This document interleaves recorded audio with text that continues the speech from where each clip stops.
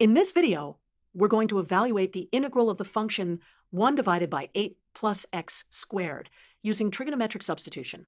We want to evaluate the integral. To simplify the integrand, we'll use the trigonometric substitution strategy. Here we're going to let x equal square root of 8 times tangent of theta. This particular substitution transforms the expression 8 plus x squared into 8 secant squared theta.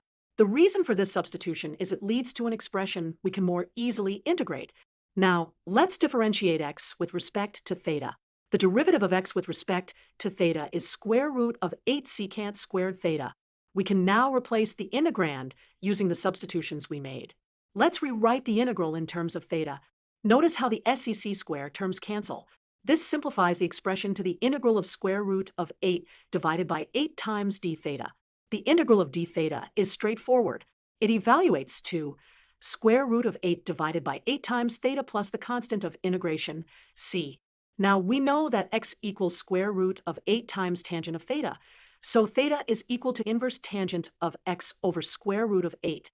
We'll substitute this back to get the solution in terms of x. Finally, substitute and simplify to reach our solution.